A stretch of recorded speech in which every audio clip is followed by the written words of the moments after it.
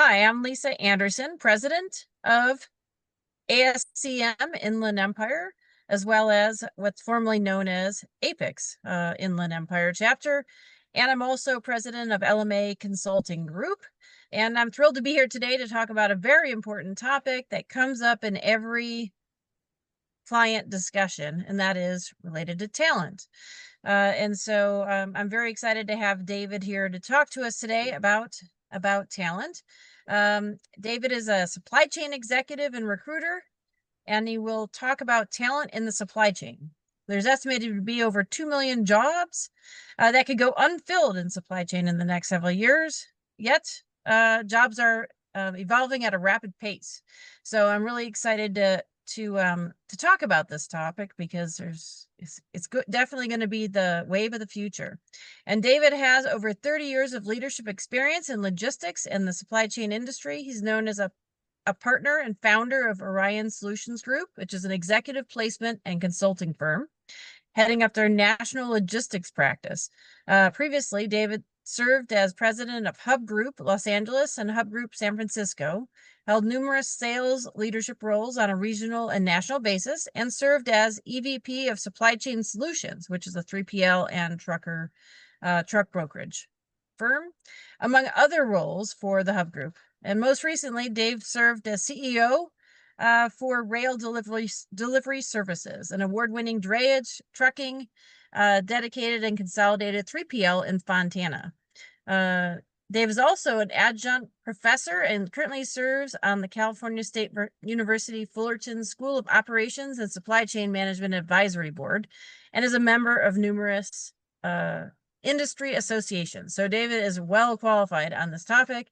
So David, we really look forward to hearing from you on this important topic of talent in the supply chain. Thanks, Lisa. It's a pleasure and an honor to be on here. And Lisa and I have been on panels in the past together, and it's always a lot of fun. And I always learn a lot from all of her events that she puts on. Thanks everybody for coming. I'm going to share my screen.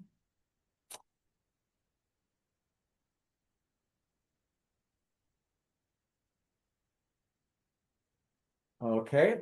Is everybody looking at some robots? Yep, we can see them. Okay, very good. All right, very good. Well, let's go ahead and get started. Today's topic, talent and careers in supply chain. So I have a lot of slides. I'll go through them rather quickly, but there's going to be a focus on the Los Angeles marketplace. We'll talk about tips for getting a job, interviewing, where to find opportunities for both recent grads or people that are early in their careers, and then also established professionals as well. Okay, and there are some things that are unique to each one of those situations, and then there's some commonalities that apply to anybody that's looking for a position. Okay. So what I like to emphasize to people is that for those of you, is everybody in Los Angeles? I don't know, Lisa, if you recognize the names that. Most everybody is in Los Angeles, and I'm sure that I would say 80-20, for people that are watching it on the archive. So largely. Okay. All right. LA Well, area. we'll focus on LA. So much of this is going to apply to anybody, though. So everybody will get a lot of value out of this. So I think those of us that are in the, I know this is the Inland Empire division of Association of Supply Chain Management.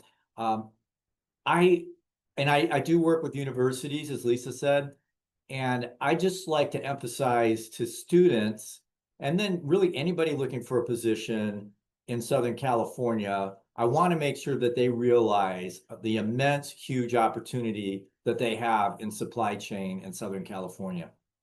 And I really, really believe it's the best place in the world to be in this business. We're the US is the largest importer of goods anywhere in the world, the biggest consumer. California has the largest economy in the United States. Our port complex is really what drives a lot of this. Number 1 in the US, number 9 in the world when you combine LA and Long Beach. And along with those ports, there's a huge infrastructure. All those areas are listed between two major railroads here with multiple facilities, airports, warehouses. We have over 1 billion square feet of warehousing. So international freight forwarding, and I can go on and on. We'll talk about some of that. But for anybody here that may be a recent grad or someone that's still at university, to not realize the humongous opportunity for employment and to make really good money in Southern California related to logistics, man, that's part of my job. I want to make sure everybody's aware of that. Okay.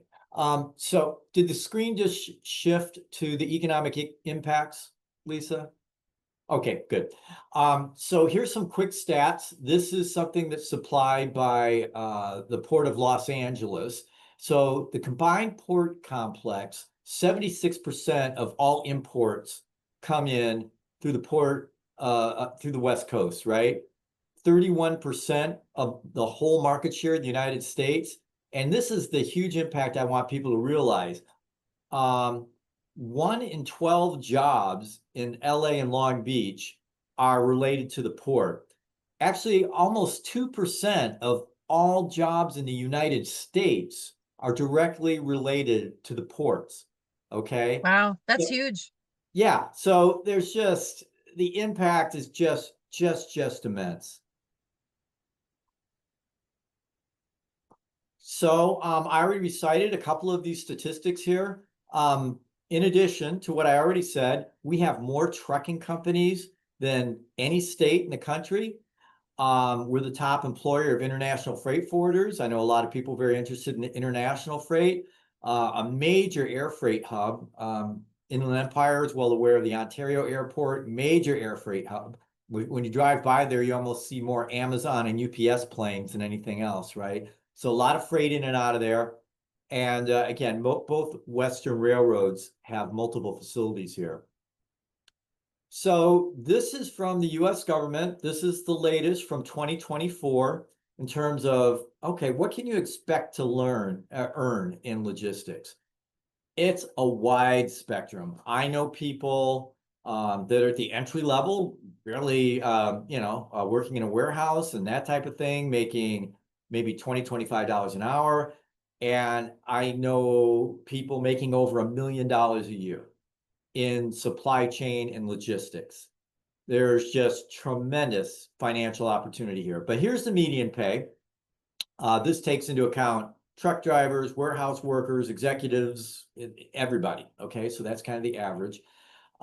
Bachelor's degree, and you'll see a slide later that you're seeing more and more master's degrees people, getting into the business. But what's really important in logistics and supply chain is truly the experience. I'll get to that a little bit later as well. So here's some other stats, number of jobs that are out there. And job outlook, 2023, 2033, the next 10 years, much faster growth than average. All right. So it's a good place to go. I won't tick through every single one of these, but within supply chain, logistics, whatever you prefer for your term, you've got the obvious kind of freight management, freight movement types of jobs, inventory related production jobs. But all the companies that provide those services, and I've traditionally been a provider of services, all of those companies, not just freight people, but we have accounting people, we have legal people, we have sales people, we have marketing people. All those core functions exist at freight provider companies in addition to the basic freight handler types of jobs. Okay. So within Southern California or just the US generally, you've got all those different opportunities to work within a carrier. You can work for what we call shippers. It could be an import, export, or warehousing company. And then you can see the different types of careers.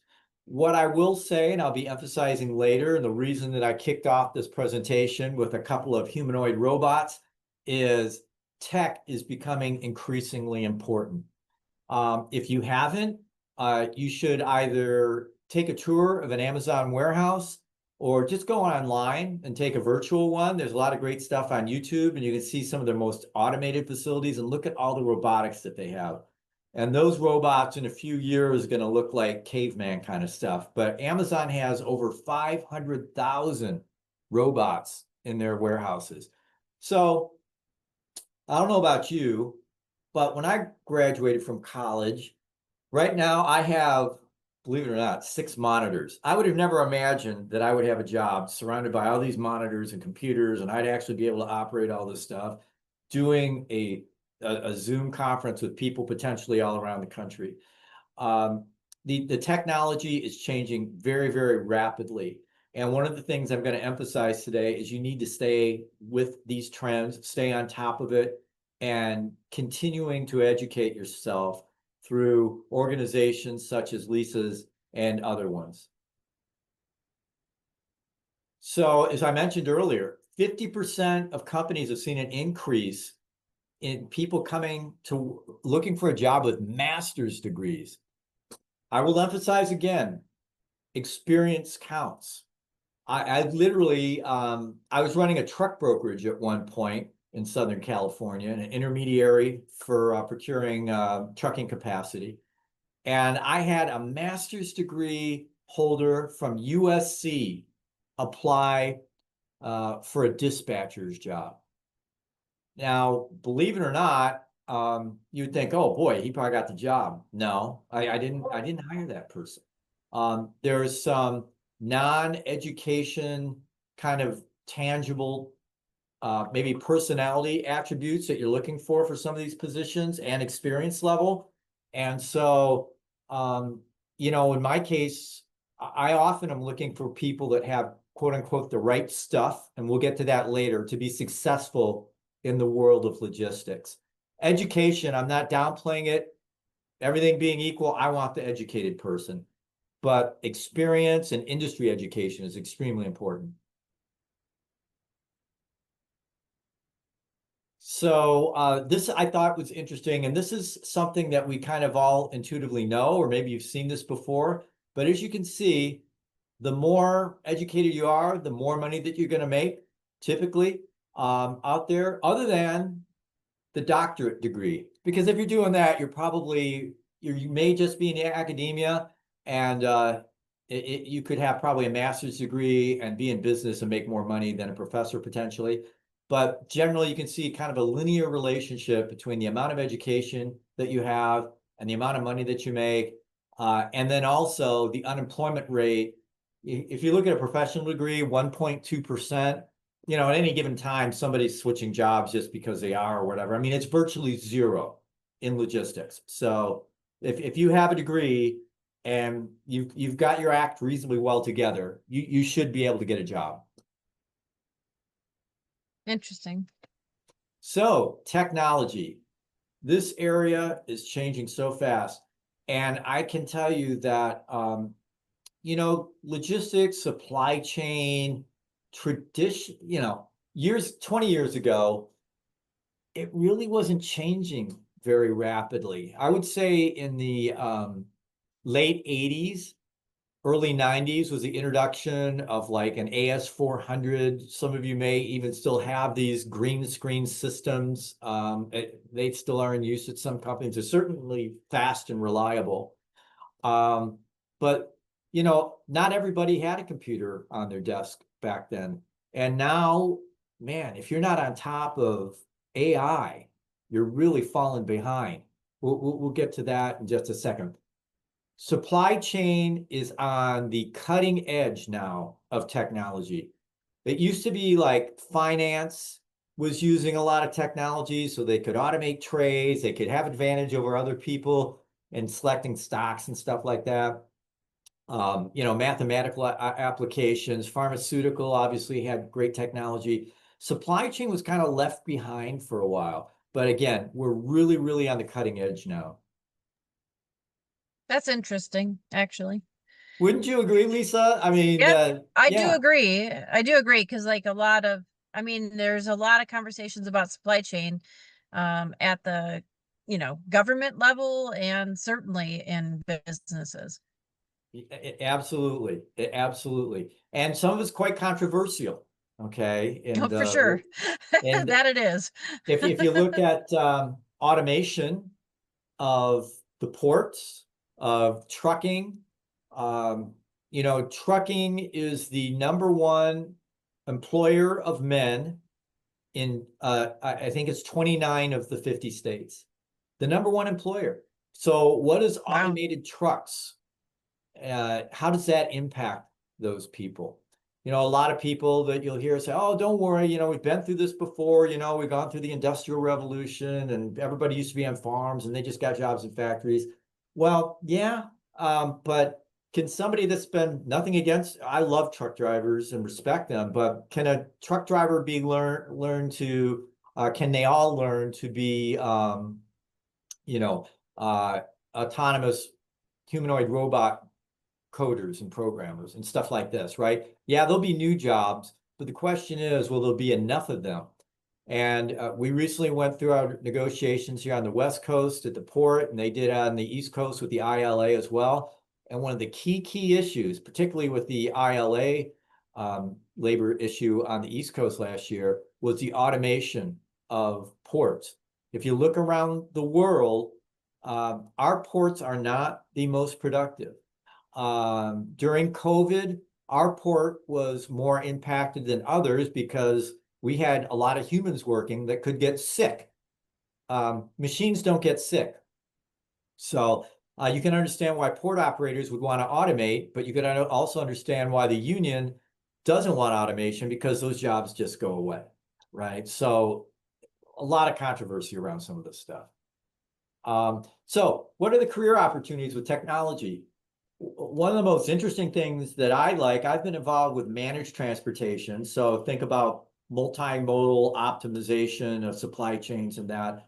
So that requires technology, right? Optimization of work, routes, warehouses, warehouse management systems, WMS on my slide there, TMS, transportation management systems, sought after skills. Everybody has access. Everybody practically uses Excel. There's all kinds of tutorials on Google and elsewhere for free to get advanced skills on Excel. At the end of the day, we have all this great technology. We've got SQL databases, people extracting this and putting it into ERP systems, but it tends to end up on an Excel spreadsheet at the end of the day or something like that. And a lot of companies don't have a huge budget for SAP or a big ERP system. If you're able to manipulate and manage data really well, just on Excel spreadsheet, I'm not saying that's the ultimate, but that's something that everybody could learn that will be very helpful in a job that you have to keep yourself organized. It's definitely something that every client that I work with, because I work with small and very large manufacturers, and every single one of them appreciates that skill Absolutely. set. Yes, absolutely. AI. If you're not using AI now and you're not familiar with AI, man, you're very quickly falling behind. You should be using any of the number of the ones that are out there. Last week, or no, was it Saturday night? I think Grok 4 came out. Chat GPT 5 is about to be released. Gemini 3's right around the corner. Grok 4 has achieved postdoctorate level of intelligence in every discipline. Okay, every discipline. It can get perfect score on the SAT. It can solve math problems that none of us would even understand. So that's a tool for us to use. Okay, and if you can't use that, all the people coming out of school will be able to use it, and other people are self-training. And I will emphasize to everybody that career management is about becoming a lifelong student. In my case, I graduated from college long ago. I didn't even use computers when I got my degree. I got my master's degree 10 years after that, and it was all about spreadsheets and optimization and things like that. Just in 10 years, it changed. And now we're going quantum leaps further. And the only way I was able to keep up as a grad student is I taught myself how to use all these tools. AI is not hard. It's going to get easier and easier. At one point, in the near future, it's going to be just like this webinar where you can talk to it and tell it to do things. But in the meantime, this concept of prompt engineering is critical, knowing how to ask for what you need from the AI. And you can make yourself so much more productive. So get on top of AI and make sure that you're using it and teaching your teams how to use it and become more effective. Okay. So look at the growth that's anticipated for global AI in logistics. So here we are in 2025. What's that? 26 billion. And that's supposed to increase by a factor of 20 in the next 8 years. By a factor of 20. So that means this is super important. 5 years ago, you really weren't hearing about this. I mean, everyone kind of heard of AI. Oh, what is it? Well, we're at I heard Elon Musk describe it the other day as the Big Bang. We're at the beginning, the commencement of the Big Bang of technology, leading with AI. So again, just emphasize to you how big this is going to be. It's not something that you can afford to Yeah, ignore. it's huge, right? I mean, it's absolutely huge, and it'll also affect, I mean, it'll affect every profession, but I think supply chain and manufacturing, since I know this group is interested in both, it's going to impact even, more from a volume standpoint, just because, it'll drive additional growth, I think, in those industries. Agreed. And we see it everywhere. Even so, I'm a partner in a couple of transportation companies still. I'm not active day to day, but within my current world of recruiting, we're AI based now. So I'm going to tell you how to kind of game that system a little bit as you're searching for a job. But yeah, we're using AI to find candidates for positions right now, and everybody else is as well. Okay. So Wow, interesting. let's, Well, before you go on to that, there is yeah, one question that I think might be appropriate to what you just said. So, Tony's asking, why is hiring so poor among recent graduates, and are employers holding off hiring because of the tariff uncertainty or AI, or what's going on, basically, is what he's asking. yeah. So that has slowed things down. There's no doubt Which about one? it. The tariffs or AI or both? I don't think it's AI. Well, it is partially AI. Let me address each one. AI, let's see. FedEx just announced, I think they're closing something like 15 of their centers, laying off hundreds of people. UPS has laid off hundreds of people. People are really driving a lot of efficiency with AI, so that's really drying up a lot of the entry level kind of positions for people. Yeah, So that is a factor. The tariffs certainly are impacting things. In Q2, imports from Asia were down 15%, right? And so there's a trickling effect through that. So that has affected some people's hiring plans. It depends also on, what you're looking to do. I don't think you could make the broad-based statement that people aren't hiring. Tony, you want to jump on or let me know, like, what kind of position are we talking about? well, Tony is one of our board members, and Oh, feel free to jump on, Tony, if you're. I told them like to jump on and put their camera on, so it might be his okay. reluctance. Yeah, But I'm nevertheless, Oh, there he is. oh, go ahead, I'm Tony. here. Yeah, I'm here, and we work with a couple of the colleges, Cal Poly Pomona and Cal State San Bernardino, student chapters Yep. with scholarships, etc. So Lisa and I have talked to a lot of the students there, and it seems like it's surprising the amount of difficulty they have in landing their first professional position. Mm-hmm. You know, Mm-hmm. not a warehouse worker, but maybe data analyst. Yeah. And it seems like those positions are not very plentiful. And maybe that's because of AI, or employers are holding off committing to new hires and interns because they don't know what AI is going to drive in terms of requirements for that kind of position. Also, I guess as there's a link maybe between supply chain and manufacturing, and that the supply chain enables manufacturing in Southern California. And so those positions where we import semi-finished goods and do the final assembly in Southern California, particularly in aerospace, where that could drive more manufacturing, but I think that's more medium term or long term. So Yeah. Well, so it's funny. So we talk about how quickly things change. 5 years ago, great advice to a college grad is be a coder. You can't go wrong. The demand was off the hook.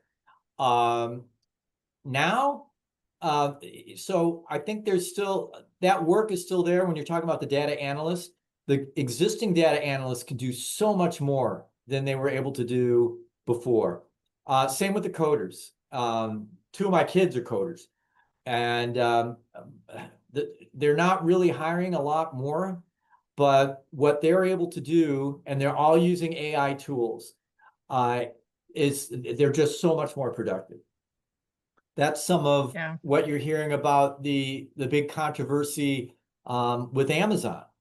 Is if you look at the production rate of Amazon warehouse workers over the last 10 years, I think it's doubled or tripled, right? And it's because of the automation that has become available and the enhanced systems that they've been able to develop. And the people there are complaining, oh, I'm having to work too hard now. And they're trying to unionize in certain locations and all this kind of stuff, and they're making these types of accusations. So I think that for entry level, it's going to be hard.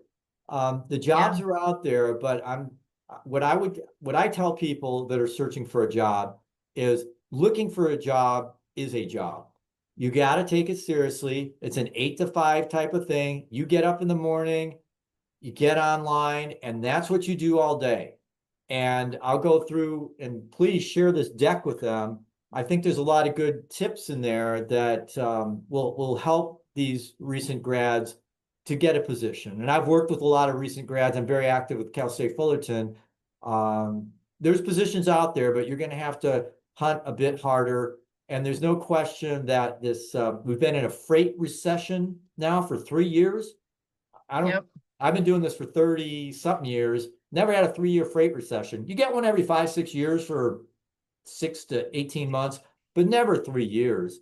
So it's going to break at some point. That's going to provide a lot of opportunity, but probably not as much opportunity as previous breaks and droughts have experienced, because as people release people or don't hire people, and I think this has been a trend for some time, they're essentially being replaced with technology. And I don't know that all those jobs are coming back. So, freight volumes aren't bad right now. It's just there's just so much capacity out there. So providers aren't making as much money, rates are down, and that doesn't allow them to hire as many people on the provider side. Then you've got the manufacturing and production, the production side, and that's a little bit of a different story.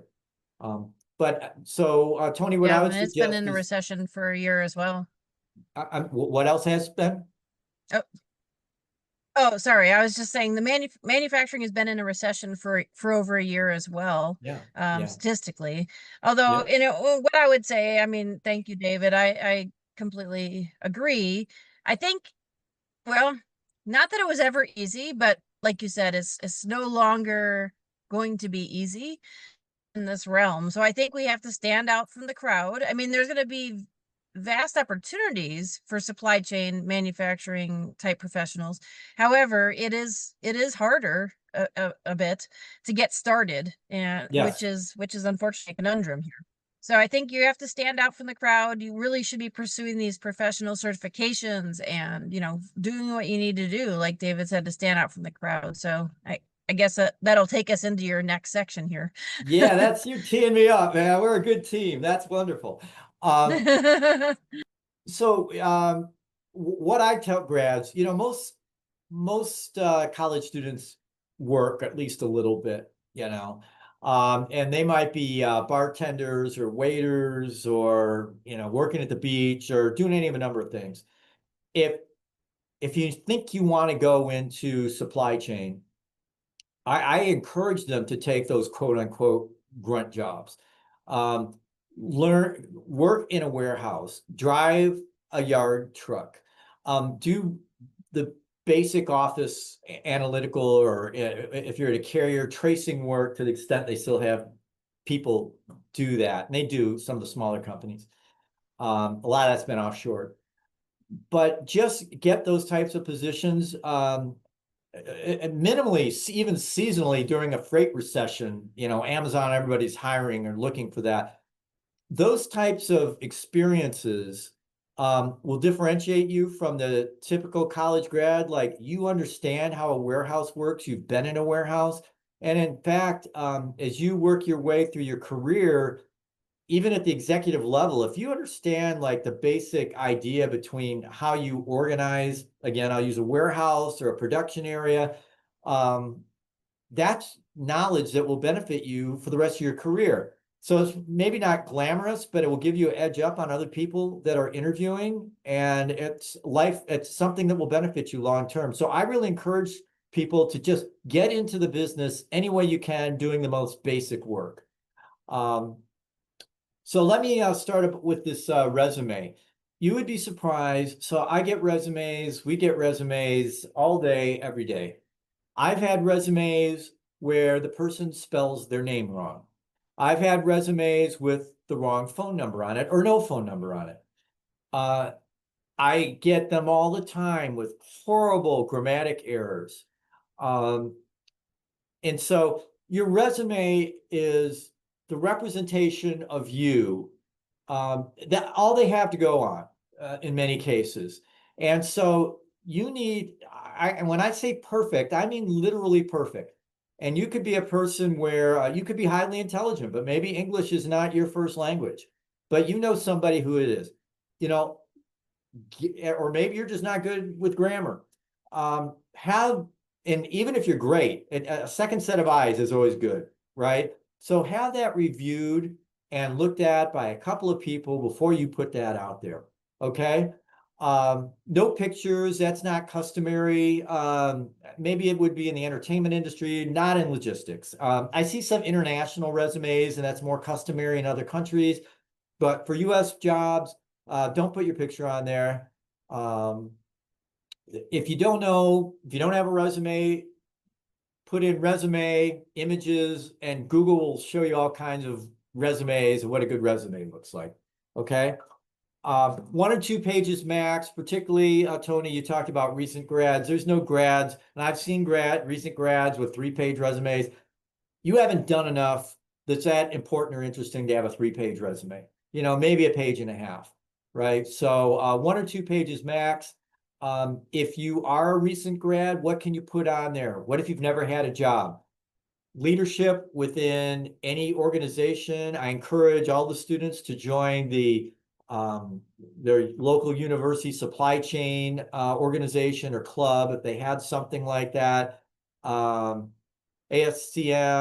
CSCMP, and other ones have opportunities for students to participate. This is all resume worthy type of stuff. Any type of leadership, if you were an Eagle Scout, that's appropriate. I get like 40-year-old guys that still have Eagle Scout on there. Any type of leadership stuff that you've done as a teen or within college, you're a captain of a team, show them that you're a leader, right? A lot of companies like people that have sports backgrounds because they feel, oh, they can work with a team, they're competitive, they like to win, stuff like that.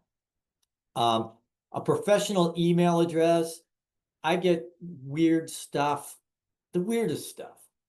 People think it's funny, like hotlegs420@gmail.com, or, weird stuff like that. That is not a professional email address.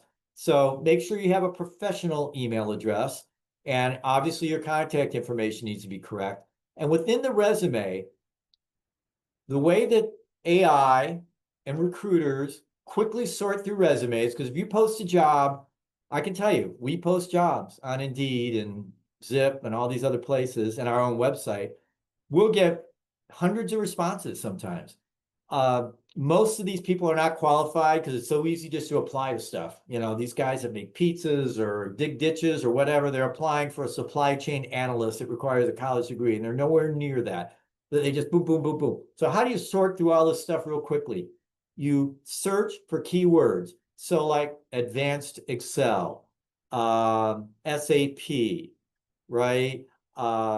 WMS, TMS, managed transportation, inventory control, all these different types of things that are relevant. Put those in your resume so that they're caught by these search engines that recruiters and hiring managers are using, so that your resume stands out. And the other thing I'll say about resumes, especially if you're a recent grad, or maybe you've had different positions throughout your career, you got to have resumes tailored to the opportunity that you're applying for. Especially if it's a great job and a great opportunity, it's worth really kind of monkeying with your resume to suit the job description that you're applying for, right? It's very easy to do. Now, don't make stuff up. It has to be true, but you can't put every single thing that you've ever done on a resume. So just make sure that the version that you're submitting has the stuff that's relevant for the position you're applying for, and make sure that stuff's on there. Take that little time to do that, and that's going to increase your chances of being selected for an interview. So when you say professional email, do you mean sign up for Outlook, or? No, If you don't have a I'm job just yet, saying a what is a professional professional email? Outlook. Like I get a lot of people will embed their hobbies into their email address. So you're going to have a personal email on there. So like some variation of your name and a number or whatever at Gmail or whatever. That's all Okay. good. I'm just saying, don't have something that's clearly supposed to be funny or goofy or refer to Oh, something got that it. maybe Okay. is unsavory within, some weird hobby you have. Don't put that in your email address. Have a version that's professional. Got it. Thank you. Yep. Keywords. If you know anybody that's in the industry, have them look at your resume or get a copy of theirs and imitate that. Don't, especially as a recent grad, don't drone on and on about some job that you had at a camp or whatever. It just be to the point, because your camp experience isn't probably super relevant to, being an inventory manager or something like that. So yeah, you work through college. That's important. That's good. A couple of the key things that you did there, move on. You don't have to elaborate on 15 things that you did at the camp. All right. Important achievements, unique resumes for each type of job opportunity. I get this. This applies to everybody. I've literally had people, so you can have your resume and it kind of starts out with like an objective or summary statement of what it is that you want to do or what you do. And people refer to themselves as a visionary, dynamic, some kind of a thing. Who calls himself that? That automatically stands out as a lot of nonsense talk. Stick to the facts. That's what a resume for. It's a factual type of thing. Nobody wants to hear about how you're a visionary or a dynamic person. You're calling yourself that. It's just odd. So LinkedIn, I see this error in more senior professionals and then also recent grads. You've got to have a LinkedIn. Most of us do, but some people aren't active on it. Some people don't take the opportunity to join industry groups on LinkedIn so that you're seeing on what's going on in the industry and participating in maybe some of that, meeting people and improving your network. You got to have a great picture. If you're a new grad, I think you're going to have a nice shirt on, a tie, and like a professional type of picture. If you're a senior professional, don't have a picture of yourself fishing or golfing. I see that all the time. This is like, oh, that's what this guy is interested in. I want to see a professional picture. If you think of yourself, put yourself in the hiring manager's place. It's like, oh man, I'm hiring a salesperson. This guy's a golfer. He's probably gonna be golfing all the time. I mean, those thoughts occur to people, fair or not. So don't handicap yourself. Just put a professional picture there. All right. Your outline for LinkedIn, resume quality. I see some people don't pay a lot of attention to their LinkedIn profile. Doesn't have to be super lengthy, but it should have all those keywords in it again, because people search LinkedIn for candidates. Many people, that's mainly where they go to find people. All right. So pay a lot of attention to the quality of your LinkedIn presence. And there's an option in there that you are open to opportunities. Make sure you click that, because as a recruiter, so I have an enhanced version of LinkedIn, right? That where I'm looking for people. And I will search for people first that are looking for opportunities. So I'm not wasting my time calling people that don't want to make a switch, right? So make sure that you're highlighted there, all right? Social media. I thought it was interesting. I just typed in bad Instagram picture of somebody, and that's what came up. This guy smoking a cucumber, all right? Don't do that if you're looking for a job. This guy probably has a job somewhere, or at some point will be looking for a job. It's not fair. You could argue maybe people shouldn't be doing that, but people are going to look at your TikTok, Instagram, Facebook, all that kind of stuff. And if you got weird stuff up there, whether it's crazy party scenes, political stuff, either direction, you might be right, you might be wrong. Don't handicap yourself. Whoever's getting the resume or considering you for an interview might have a different view. So don't put that stuff out there if you're looking for a job and you're a serious person. Serious people don't put stuff like that online, okay? Obviously, no profanity online, right? This, unfortunately, is the world that we live in. There's nowhere to hide. Don't put yourself out there as a foul-mouthed party person or something like that, okay? And I've been in conversations like this with hiring managers and other recruiters. We're considering somebody. Oh man, did you see their Facebook? Oh crap, you know, and that's it. They're done. So don't do that. So when you're interviewing, if you actually secure an interview, do your research on the company, particularly for a publicly traded company. And I'm not talking, spend a half hour on it or something like that. And the person that's interviewing you, maybe they went to the same college as you, or maybe you've got some commonality there that you can reference as you're discussing things with them. What I like to do is, like when I'm in a sales situation and I'm talking to your company, I like to challenge myself to know more about the company than the person I'm talking to. Oh yeah, you just opened a new factory in Luxembourg. How's that going? You just launched this new product. Hey, the stock's doing really great. Congratulations. Take yourself to that level. I've interviewed people for my own companies before. I've said, you know what we do here? Well, not really. They didn't even take 10 minutes in the parking lot or 2 minutes in the parking lot to look on their phone and find out something about us. That does not look good. So do your research on the companies and the people interviewing you. Have a professional background. If you don't have one, have a fake background behind you. I had a guy that was interviewing. I got on a little bit early with him before the hiring manager got on. He had a big shelf behind him that was full of all of his favorite whiskeys. Hey, that's cool. You can drink whiskey. I don't care, but that's not professional. Someone is not going to draw. Maybe you'll get lucky and you're president of the local Jack Daniels fan club is interviewing you. That's probably not going to happen, right? So make sure it's professional. Dress for the occasion, even though it's a Teams or a Zoom. Go online, look at how the executives at that company dress, and dress like that.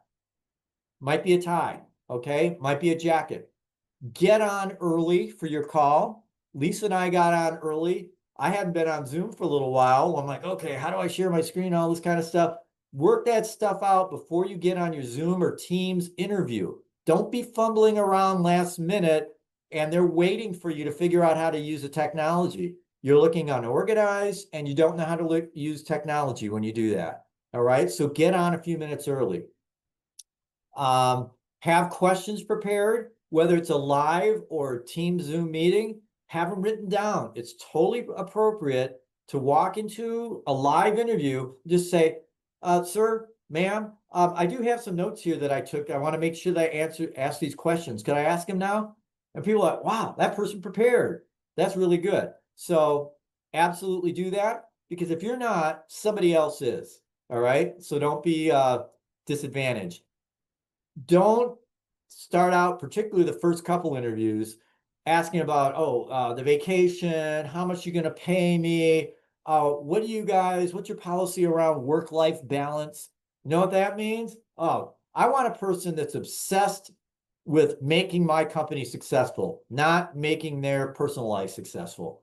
It's not fair. People should have work-life balance, but don't disadvantage yourself, because they are going to be interviewing people that are hungry, that really are going to work hard to succeed at that company and make that company successful. So don't go there early on just asking about, what are you going to give me? What are you going to give me? What are you going to give me? It's more about, you're going to be lucky to have, don't say this obviously, but you want them to feel they're going to be lucky to have you on board, because you're going to work so hard and contribute so much. And if you've had other positions and they didn't work out well, take the high road. You never, ever talk bad about a previous employer or a current employer, because all the hiring manager is going to think is, wow, he's bashing them now. It's probably going to bash me next time. You don't want to go negative. Just, you're looking for a better opportunity. You're looking to improve your career. You're looking to, master this new skill. You're moving, whatever it is. Don't trash your employer. Where to find your job. Your network is critical. You've got to develop your network. Recent grads will say, how do I have a network? I've never worked before. You do have a network. You've got your professors. You've got people that you've been in classes with. Maybe they've already gotten a job. Okay, maybe they can help you get a job over there. Your neighbors, your family. I've heard people say, oh, I don't want my uncle or my parents or somebody help me get a job. I want to do it on my own. Why? Use every advantage that you possibly have. You're crazy not to do that. Nobody's ever going to later down the road just say, well, hey, how did you get that first job? Did your uncle give you that job? Nobody cares. Were you successful in the company and did you learn some stuff? Were you reliable and dependable and did you contribute? Use every advantage and person that you know to help you get a job. And not only people you know, but people that you know that know other people. Ask for their second degree. Well, if you don't have any opportunity for me, do you know anybody on this kind of work that maybe you could introduce me to? People like to help other people, but you have to ask. All right. Most universities have some type of career center. Make sure you're taking advantage of that. All kinds of companies come, I've done it myself at a couple different companies, come to campus to try to recruit people, try to get ahead of that game, find out who's coming, research them when you go to these career fairs, know something, you're going to impress these people and stand out from the crowd. So utilize your university's business center, career center. LinkedIn, build up your network. I'll talk now about senior, like in, let's say 50s and 60s, you're looking for a job, 40s, and I go online, I see somebody that has 42 connections. I'm like, this guy's not online. What's up? They're not really tied into the modern world. There's in LinkedIn, there's like a cutoff. It'll just say 500 plus. Get the 500 plus. That means that you're really networked and you're somebody that, especially if it's like a sales job or something. Like, what do you mean? You're like a people person and you don't know anybody on LinkedIn? So build up your network on LinkedIn. There's all the job boards that we all know about, ZipRecruiter, Indeed, and so on and so forth. Company websites, every one of them has a drop-down career section. And then take advantage of all the different supply chain organizations, mentorship opportunities from previous professors, people that you know, and just all these different university events. And get involved with your university supply chain or operations management club and be a part of that. I can tell you that at Cal State Fullerton, the people that have these like leadership positions on that, they are all highly recruited and they get great jobs. Every one of them, without exception. Multiple offers usually, and they'll get internships along the way. So you're crazy not to take advantage of it. And it's not some huge time suck. It's not that bad. So that's what you should be doing while you're at school. So I think that I've hit most of these things for new grads. Yeah. Yeah, I've hit on all these different types of things already. Get any type of experience in your field, any type of valuable experience. As a professor, I've had, and it's almost always the sharper students say, hey, could you be a reference for me? Or can you help me to get a job? You'd be surprised how many professors are tied into industry and they can help you get a job, right? So you just got to ask. You can't just like be kind of casually looking once in a while and hope that you're going to get a job. You've got to, again, looking for a job is a job, and you got to take it seriously and exploit every possible opportunity to network and ask for help and seek, and seek. Volunteer experience, if you can't get good work experience, you could certainly volunteer and try to get into a leadership position. That's certainly worthy of getting on your resume, and references from the people in those organizations can be good. So senior professionals, I've got a warm spot in my heart for that because I am one of those people.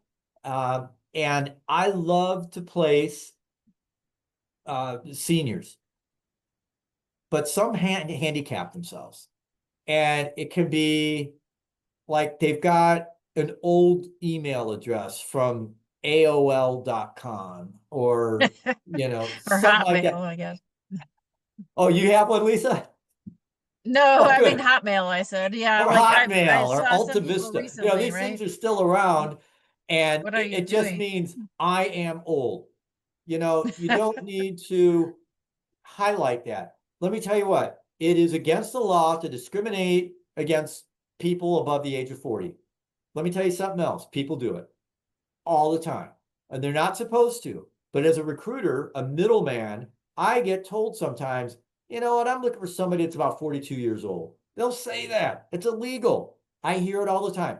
That's what they're looking for. So, but what are they looking for? I submit everybody, regardless of age.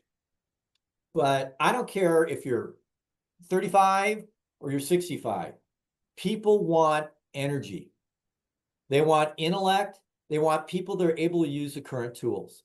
So what I find with seniors, aside from the, you know, AOL.com type thing, some of them aren't on top of technology. Some.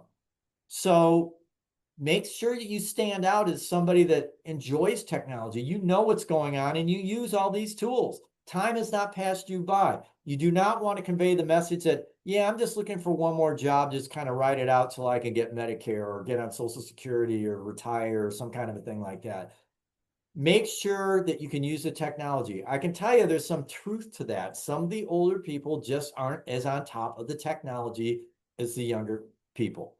You can't be one of those people, because in the old days, you used to be able to work off of your spiral notebook and manila folders and do all that kind of stuff. Now you've got to use a CRM, customer relation management tool, and update salesforce.com and do all that stuff.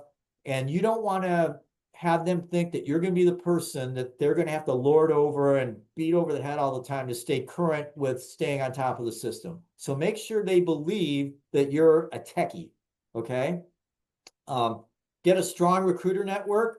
There's typically, like me, I'm a recruiter that is specializing in supply chain and logistics. find people like that if that's what you're looking for. All right. There's a handful of them out there throughout the United States. Stay involved with all these industry groups like Lisa's group, CSCMP. There's other ones. There's very specific ones for like, TMS people and things like that. Be involved with that live and also virtually through LinkedIn. You need to develop your network and utilize your network. If you've been in business for 20, 30 years, you have worked with so many people and you know so many people. I don't know if you've ever had this experience. I'm sure you have, where old Tina that used to work next to 10 years ago, you haven't talked to her for 10 years, but you run into her and it's just like old times again. As soon as you kind of reconnect and you start talking to her, those people will help you. Make sure you're connected on LinkedIn, that you're seeing their postings. Tina's company may be listing a job that you would like to have. So stay in touch with everybody, and LinkedIn is a great way to do that. Managing and developing your network, and this is something that Lisa is expert at. You can get a lot of tips from her on how to do that. You've got to manage and develop your network. They can be customers for you in the future. They can give you a job in the future. And by the way, be ready to help them at some point too. It's a mutual thing. We all help each other. It's really cool. But you got to be part of a network and you got to really participate and develop it. If you're a senior, no need to really have any of your jobs before 2000 on there. It's kind of an arbitrary cutoff point, but that's about right. Unless you did something freaking amazing, you want to put it on there, right?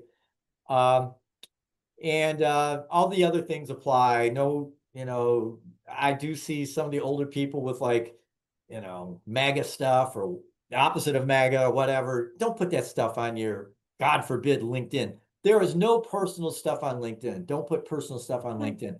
But even on your Facebook or any of that stuff, leave that somewhere else, okay? I already talked about recruiters. Develop good relationships with recruiters. I hear from candidates on a regular basis, just checking in. I take these calls. Most people will take calls like that. We're in business to help people. That's how we make our money, okay? If you are in an interview process and there's a recruiter or there's just a straight hiring manager, make sure you're sending, and I've had people disqualified for this, every single interview you have with every single person that's on the call or in a live environment, you have to send a thank you note to them. And if they say, "Oh, you look great, we look forward to talking to you soon," and then what happens? You don't hear from them. You take the initiative and follow up. Nobody's going to say anything bad about you doing that. Okay? So what should you do now? Leverage your network. Sit down, take a yellow pad and write down, who do I know and who could possibly help me, and connect with them on LinkedIn. It's best to, when you connect with somebody on LinkedIn, write a little note. "Hey, Frank, I used to work with you at ABC company. I thought it'd be fun to connect. Hope you're doing great." That's all you got to do. Don't be shy about this. Connect. Build a huge connection. I had a guy working here with me that had 27,000 connections. I've got 6,000. Lisa, I'm sure you have thousands. So you got to use that LinkedIn. All right. Yep. Go to all the industry functions. Make sure all the things I told you to do, make sure that you do that. And by the way, when you're just at a casual social gathering, not social so much, but like a business social gathering, you go to the DMA and the Inland Empire, something like that, and someone sat at your table, connect with them. Build your network through all of those kind of casual industry interactions that you have. That should be part of your network. Make sure that resume is dialed in. I talked to you about what you had to do on LinkedIn. And here's the key thing. And Tony, this goes back to your college grads. Just emphasize to them, this is not easy. Be persistent, follow up, keep applying, and just never give up. I mean, that's it. Take it seriously as if it was a job and work it. Build your network, ask for help. People like to help others, and that'll go a long way. So with that, I'm a minute over, but any questions? No, I think, well, there was one that I answered, but he said, is there any specific industry groups on LinkedIn you recommend? And I pretty much said ASCM, I know is a good group, but I would search for supply chain and look for large numbers of people. But is that, do you have anything else to add to that? Yeah, a lot of times LinkedIn, if you're a little active on there, will suggest groups for you to join. And if they look interesting to you, I'm not saying join groups you should join groups you're interested in, but that's a simple query.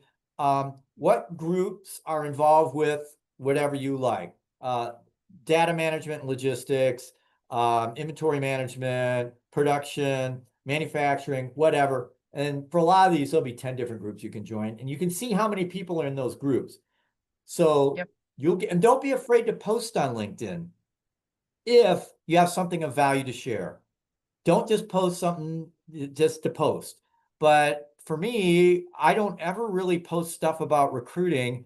If I see something interesting in the industry that's going on that I'm glad that I know and I think other people would want to know about it, I'll do it. Sometimes I'll post twice in a day and sometimes I'll miss 2 weeks. But it's only as I run into stuff that I think is helpful to other people. So, yeah, Yeah, totally agree with that. Totally agree. good. No, it's David, you've been fabulous here. We really appreciate it because we have a lot of students involved. We're looking at, helping the future of our profession. At the same time, we have, you know, folks who are in the middle and later of their career. So it's great that you're able to cover all those aspects, and certainly there's a lot of opportunity in the supply chain and logistics. So I Huge. agree completely with Dave. It's not a simple, it's not going to be, nothing is going to be easy anymore, period. Like, it has nothing to Right. do with this particular topic. It's just the way it is. And so, get on top of changing conditions here with AI technology, and you'll be, quite successful. And you do have to put in the work, but thank you. That's right. Yeah. Yeah. So my three things: getting a job is a job, be a lifelong learner, and well, that's two things. If you do that, you'll be good. Yeah, it's true. Actually, some of our board members, I would consider to be the best lifelong learners, and you know what? They're very successful because they do that, and they're always interested in learning more. So, Yeah. I completely agree with both of those. So, thank Great. you very much, David, and join us next month. We have another webinar in our series. And we're continuing to add them all the time with the latest and trending topics that will impact your supply chain. And we're also looking at doing some tours in the future. So if you are willing to host a tour, let us know. And you can find us at apics-ie.org. And thank you. We'll see you next time. And thank you very much to David. Thanks, everybody. It was a pleasure. Thanks, Lisa. All right. Thank you.